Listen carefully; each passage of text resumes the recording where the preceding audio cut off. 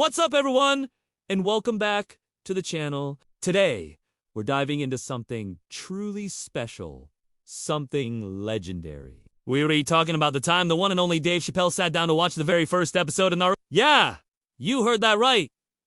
The comedy goat meets the future Hulk. This isn't just a reaction. It's a cultural collision, and we're here to unpack every single moment. So, for those who might not know, a while back, Dave Chappelle, a man known for his razor-sharp wit and profound cultural commentary, did something unexpected. He watched enter Naruto Uzumaki for the first time. The internet, as you can imagine, went absolutely nuts. Why?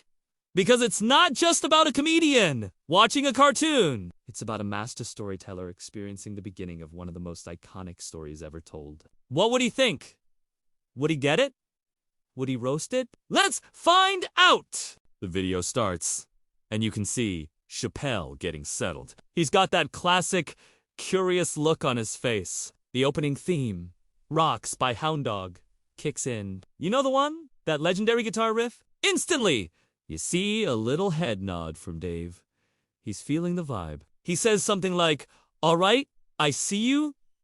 Got that rock and roll spirit?" He's immediately picking up on the energy, the rebellious underdog feel that defines early Naruto. He hasn't even met the character yet, but he's already connecting with the show's soul. Then we get our first look at Konoha, the Hidden Leaf Village, and the giant Hokage rock.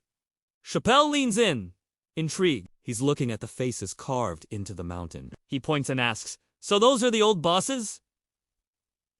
The big dogs. It's a simple observation, but it's perfect. He's instantly grasping the hierarchy, the legacy, the weight of history that hangs over this village. This isn't just a backdrop for him. It's a world with rules and leaders. And then, bam! We see him, Naruto Uzumaki, covered in paint, defacing the monument. Chappelle just erupts in laughter. A genuine, hearty laugh. He's like, "Oh, so he's that kid, the troublemaker. I know this kid." In that one moment, Dave Chappelle, a guy who built a career on observing human nature and societal archetypes, immediately recognizes Naruto. He sees the class clown, the rebel without a cause, the kid who acts out because he's desperate for any kind of attention. It's a universal character, and Chappelle gets it instantly. As the Jonin are chasing Naruto through the village, Chappelle is just loving the acrobatics. Look at him go. Little dude's got moves. He's appreciating the animation, the dynamic action sequences. He's not just watching, he's engaged. He's rooting for this little orange-clad troublemaker to get away. It's that classic underdog story playing out, and Chappelle is all in. Then comes the classroom scene with Iruka is yelling at Naruto, and you see the rest of the class just kinda sighing, annoyed. Chappelle points this out. He says, "See? Nobody's laughing with him. They're laughing at him."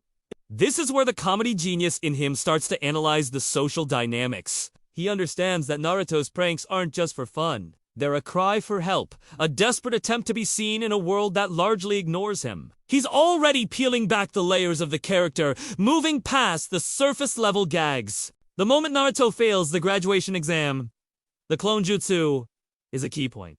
Chappelle goes quiet for a second. He sees Naruto's dejection, sitting alone on the swing. He says, "Ah, man, that's tough." He really wanted it. He feels the disappointment. He sees the isolation. The swing scene is iconic for us fans because we know what it represents. Ando Chappelle, on his first viewing, feels its power. He understands that this kid's bravado is a mask for some deep-seated loneliness and failure. He notes the other kids with their proud parents, and then the camera pans back to Naruto all by himself.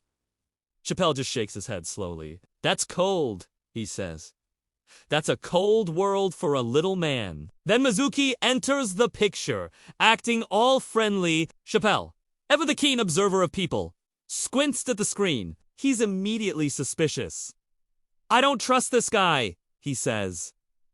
"He's too nice. Nobody's that nice for no reason." It's incredible! He's calling out the twist before it even happens. His real-world experience, his understanding of human manipulation, translates perfectly to this fictional world. He knows a snake when he sees one, even if it's an animated one. When Mizuki tricks Naruto into stealing the Forbidden Scroll, Chappelle is on the edge of his seat.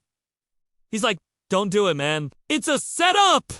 He's invested. He's yelling at the screen, like we all did on our first watch. He understands Naruto's desperation to be acknowledged, to find a shortcut to success because the normal path failed him. It's a relatable, human flaw. And then we get to the forest. Naruto is practicing the multi-shadow clone jutsu. He's exhausted, but he's determined. Iruka finds him, and then Mizuki reveals his true colors. The big reveal drops. Naruto is the vessel for the nine-tailed fox, the demon that destroyed the village. Chappelle just leans back like, whoa. Okay, so that's what it is. He processes it. So everyone hates him, not for what he does, but for what's inside him. Something he can't even control. This is the moment the episode clicks for Chappelle on a profound level. It's no longer just a story about a mischievous kid. It's an allegory for being an outcast, for being judged for circumstances beyond your control. It's a theme Chappelle has explored in his own comedy for decades. He connects with it on a deeply personal and societal level. He sees the parallels to real-world prejudice and misunderstanding. The climax is, of course, Naruto protecting a wounded Iruka speech, where he finally acknowledges Naruto, sees him for who he is. Naruto! Uzumaki, not the demon fox, is powerful. You can see Chappelle is moved. He's not laughing anymore. He's watching with this intense focus. He sees Iruka shielding Naruto, taking the giant shuriken in his back. And then Naruto unleashes the multi-shadow clone jutsu. 1,000 Narutos fill the forest. Chappelle's jaw drops. Yes, that's what I'm talking about. He's cheering. He's hyped. He saw the failure, he saw the struggle, and now he's witnessing the triumphant payoff. The kid who couldn't make one solid clone is now making 1,000. It's the ultimate comeback. After Naruto takes down Mizuki, the final scene where Iruka gives him his own headband, officially making him a ninja, is the perfect ending. Chappelle has a huge smile on his face. He gets it. He fully understands the emotional journey of this one episode. He got his respect, Chappelle says. That's all he ever wanted. Not just to pass, but to be seen. For someone to finally see him. Wrapping up his reaction, Chappelle summarized it perfectly. He said it was about a kid who was dealt a bad hand, who was hated by everyone for something he didn't choose, but he never let it break his spirit. Instead, he decided to fight for their recognition, to become their greatest hero. It's a story of incredible resilience. And that's the magic, isn't it? David Chapadu, a master storyteller, recognized the heart of another great story. He saw the depth, the humor, the pain, and the ultimate triumph in just 20 minutes. It proves just how universal and powerful the story of Naruto really is. It transcends culture, age, and genre. What do you guys think? Were you surprised by his reaction? Did he pick up on things you didn't expect? Let me know down in the comments.